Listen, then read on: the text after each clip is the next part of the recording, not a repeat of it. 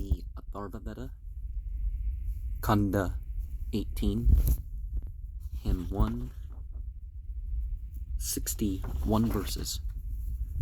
Fain would I win my friend to kindly friendship.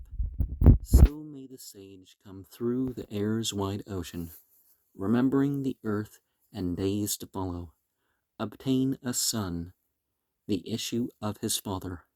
Thy friend loves not the friendship which considers her who is near in kindred as a stranger, sons of the mighty Asura, the heroes, supporters of the heaven, see far around them. Yea, this, the immortals seek of thee with longing, a scion of the only man existing. Then let thy soul and mine be knit together, embrace thy consort as her loving husband. Shall we do now what we ne'er did aforetime? We who spoke righteously now talk impurely. Gandharva in the floods, the dame of waters, such is our bond, such our most lofty kinship. Even in the womb, God Vashtar, vivifier, shaping all forms, creator, made us consorts. Ere are his holy statutes violated, that we are his, the heaven and earth acknowledge. Who yokes today unto the pole of order these strong and passionate steers of checkless spirit, with shaft-armed mouths, heart-piercing, joy-bestowing? Long shall he live, who duly pays them service, who knows that earliest day whereof thou speakest, who hath beheld it, who can here declare it? Great is the law of Varuna and Mitra. What wanton wilt thou say to men to tempt them? Yami am possessed by love of Yama, that I may rest on the same couch beside him. I, as a wife, would yield me to my husband. Like car wheels, let us speed to meet each other. They stand not still. They never close their eyelids. Those sentinels of gods, lightnings, who wander round us. Not me, go quickly, wanton, with another, and hasten like a chariot wheel to meet him. May Surya's eye with days and nights endow him, and ever may his light spread out before him. In heaven and earth the kindred pair commingle. On Yami be the unbrotherly act of Yama. Sure, there will come succeeding times when brothers and sisters will do acts unmeet for kinsfolk. Not me, O fair one. Seek another husband, and make thine arm a pillow for thy consort. Is he a brother when no help is left her? Is she a sister when destruction cometh? Forced by my love, these many words I utter. Come near and hold me in thy close embraces. I am no help for thee, no refuge, Yami. I will not clasp and press thee to my bosom. This is abhorrent to my mind and spirit.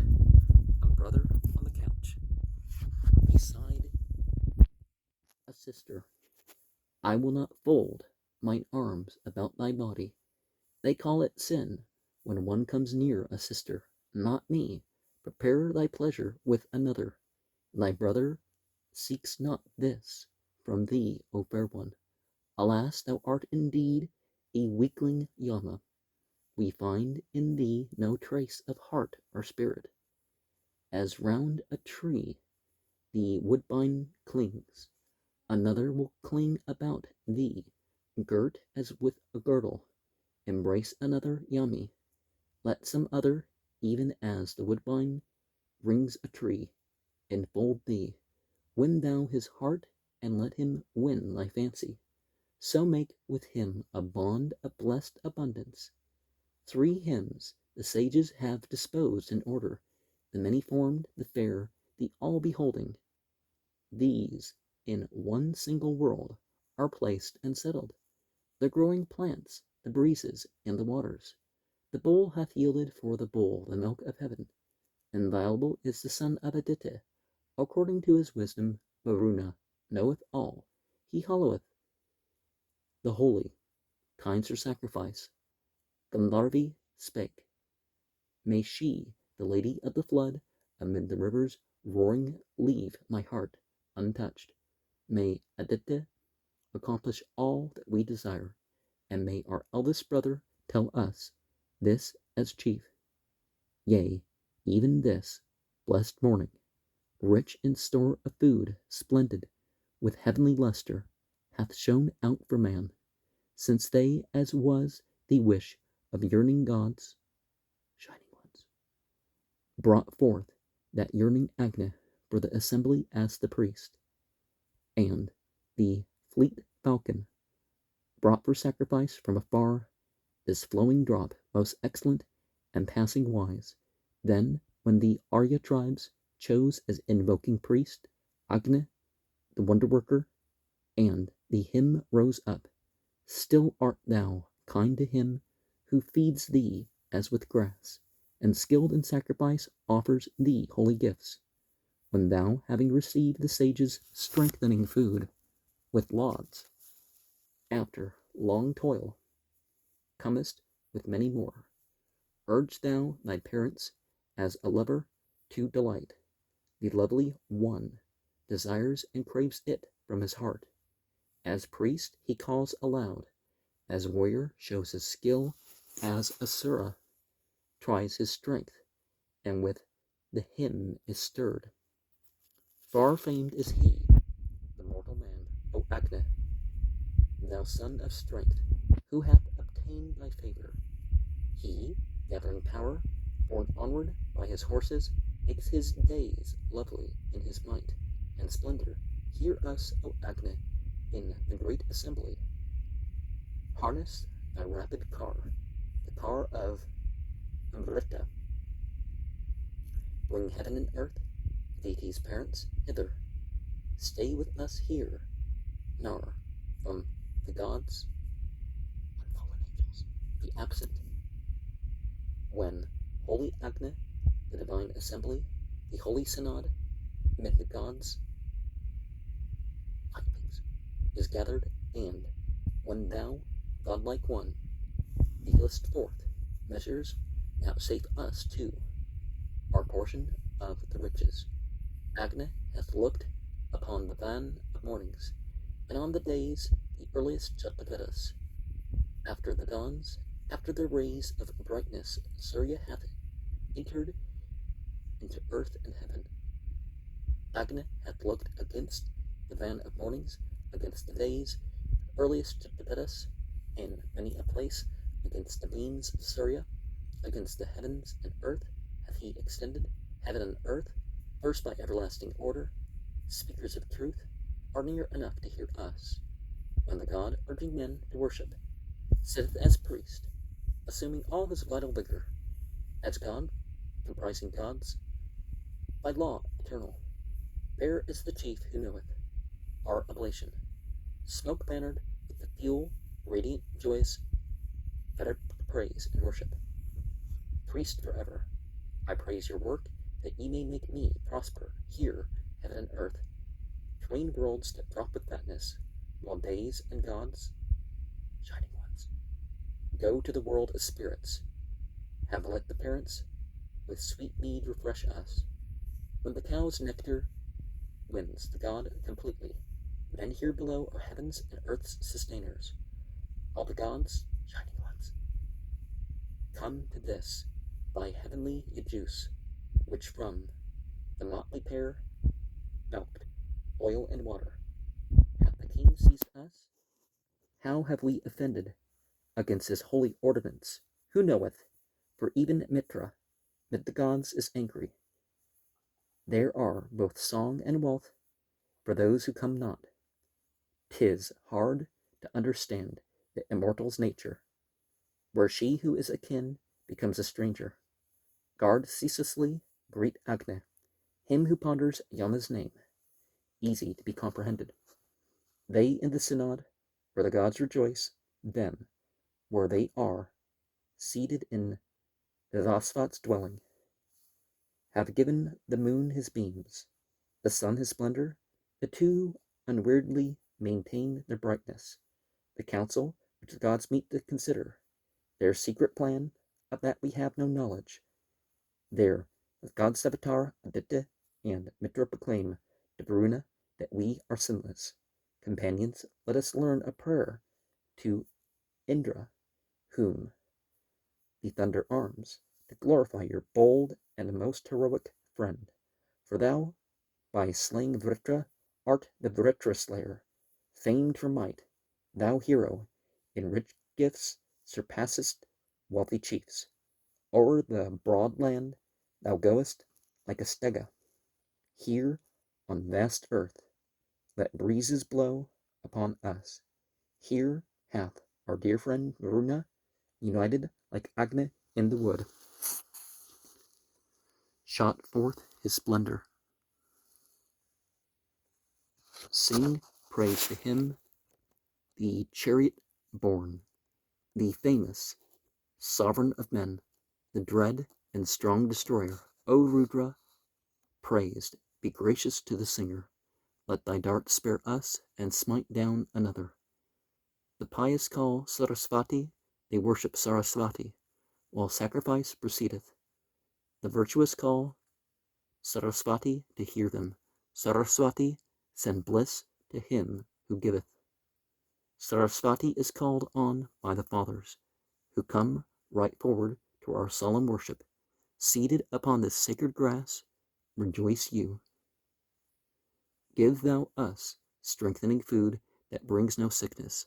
Sarasvati, who comest with the fathers, join in hymns, O goddess, and oblations.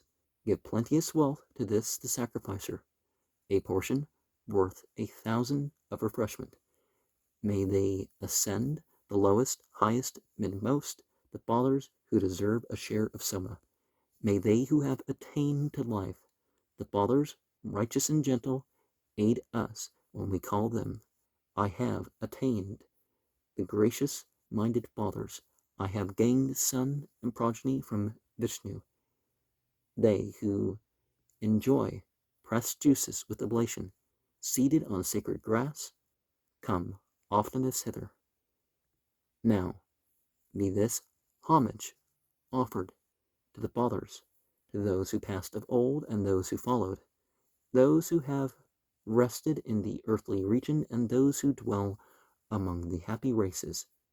Matali prospers there with Kavyas, Yama with Angras's sons, Brahaspati with singers, exalters of the gods, by gods exalted, unfallen angels.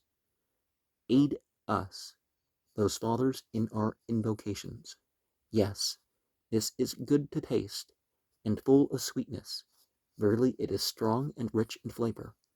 No one may conquer Indra in the battle when he hath drunken of the draught we offer. Honor the king with your oblations. Yama, Vivasvat's son, who gathers men together, even him who traveled over the mighty rivers, who searches out and shows the path to many. Yama first found for us the road to travel. This pasture never can be taken from us. Men born on earth tread their own paths that lead them whither our ancient fathers have departed. Fathers who sit on sacred grass, come help us. These offspring have we made for you, accept them. So come to us with most auspicious favor. Bestow on us unfailing health and plenty. Bowing their bended knees and seated southward, let all accept this sacrifice with favor. Punish us not for any sin, O fathers, which we through human frailty have committed. Tvashtar prepares the bridal for his daughter. Therefore the whole of this our world assembles. But Yama's mother, spouse of great Vivasvat, vanished as she was carried to her dwelling. Go forth upon the homeward pathways, whither our sires of old have gone before us. Then shalt thou look on both the kings enjoying their sacred food. God Varuna and Yama, go hence, depart ye, fly in all directions. This world for him the fathers have provided. Yama, bestow upon this man a dwelling adorned with days and beams of light and waters. We set thee down with yearning, and with yearning we enkindle thee. Yearning, bring yearning, fathers nigh to eat the food of sacrifice. We splendid men deposit thee, we splendid men enkindle thee. Splendid, bring splendid fathers nigh to eat the sacrificial food. Our fathers are Angarasis, Navagvas, Atharvans, Pregus, who deserve the Soma. May these, the holy, look on us with favor. May we enjoy their gracious loving kindness. Come, Yama, with Angarasas, the holy, rejoice thee here with children of Verupa, seated on sacred grass. At this oblation I call Vivasvat too, thy father hither. Come, seat thee on this bed of grass, O Yama, accordant with Angarasas and fathers. Let texts recited by the sages bring thee. O king, let this oblation make thee joyful. He hath gone hence and risen on high, mounting heaven's riches by that path, whereon the sons of Angaras, the conquerors of earth, went up. Now, we see this non-literal use of children stuff and perhaps other family relation things. So what does it mean to be a child of the Devas or the Asuras, the Rakshasas, or whichever terms of the spiritual beings? What is the difference? I would say the difference is much like in the Bible when it talks about sons of God and sons of Satan. And certainly the opium, ephedra, and marijuana blend that we call soma, or perhaps some plants that are hallucinogenic or mushrooms or something, they have all the more power when they are offered. Anything, its true and ultimate spiritual power comes through when it is offered.